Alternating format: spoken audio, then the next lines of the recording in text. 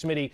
So let's get into probably the most important stat, three-point shooting for Luka Doncic. During the regular season, he shot 25% from three-point range against the Clippers, and that was their strategy to try to contain him, while he's shooting 38% in this series from three and hit that game winner. How is he being more effective in this series than he was in a regular season?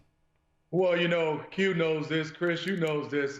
The guy has a lot of stuff. And what I mean by that, he's one of those guys that can go on the playground and get his own shot. Just a great feel for the game. What I love, Q and Chris, as you see him come off that screen and roll, he has nice touch. He is playing with a happiness and a joy. And wait a second, Reggie Jackson, he almost tore his ACL on that one.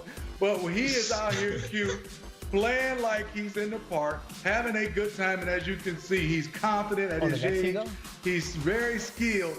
And watch him right now. This is for the game winner, like Mike Green said. That's a double bang, bang. You cannot give him that much airspace.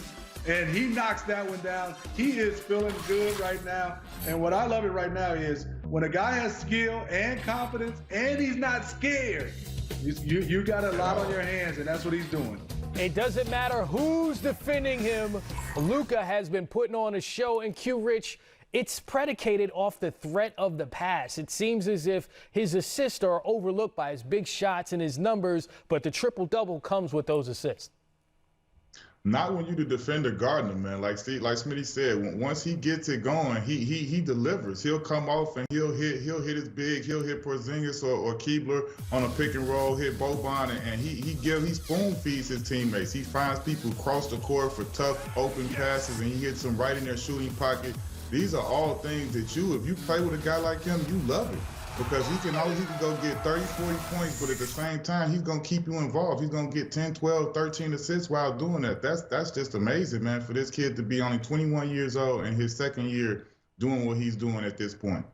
Smitty, in that previous graphic, we saw that Luka is 4 for 4 with Reggie Jackson defending him. And in that fourth quarter of that pivotal Game 4, Luka kept searching for that matchup, including that game-winning shot when he shot it over Reggie Jackson and not Kawhi Leonard.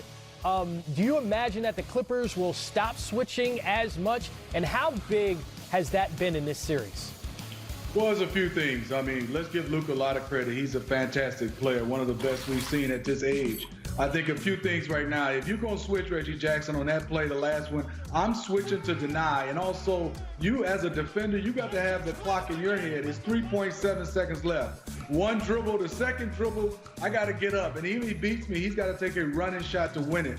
Next, also for the Clippers and Doc Rivers, you know, me and Q are not in that coaching staff. We're not in that huddle. We don't know their defensive philosophy. But Q talked about it, and I totally agree. You got to employ Kawhi Leonard or Paul George to say, hey, no switching. We only switch if you get picked and you can't get through, and that's when communication comes. But other than that, I got to get up and take Kawhi, Paul George. We got to wear him down. Last but not least, Q's been in the league recently more than me. If Boban is setting a pick and roll above the three-point line, I'm old school. I'm trapping, and you, Rain, which I love him, can catch it from the three-point line, and if he can dribble down, score, and make a play, I will live with that and I'll lose games. But I'm trapping if Boban's setting the screen if it's above the three-point line. You know, Smitty, you're right on target in what you're talking about in the sense that Kristaps Porzingis is such a huge part of spreading the floor and setting that high pick and being a threat from three-point range. He was scoring 23 a game, shooting over 50% from the field, 50% from three, but he is not playing in Game 5. He didn't play in Game 4. So how did the strategies switch, Q Rich, without Kristaps in the lineup, and how will they change again? I don't think it changes, man. I think they just you hear Rick Carlisle talk about it. They give this kid the ball. He has total trust in him. He knows that he's going to get guys involved. He's going to share the ball with his teammates. But most importantly, you just let him go. This is one of those type of talents. You don't kind of put him in the box.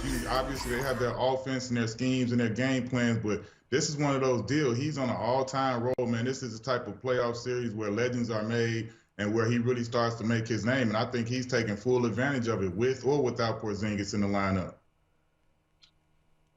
And for me, Chris and Q, I look at it also. Let's talk about some of his teammates. Trey Burke signed on July 1st, averaging 13 points, shooting, I think 58% and 50 from the three. Seth Curry is 65%, and I think he's like 56. He has the best plus minus in this series. And Tim Hardaway Jr. feels like, hey, I am a player. I'm going to show you, Clippers. He's averaging 19.5. So without Porzingis, those three guys have really stepped up for the Mavericks and Red Carlisle. I know you're a Michigan State guy, but you just dropped some two Michigan guys in there, Smitty. Don't think we didn't peep that, all right? No, I said Tim Hardaway Jr. and Trey Burke. I don't know where they went to school.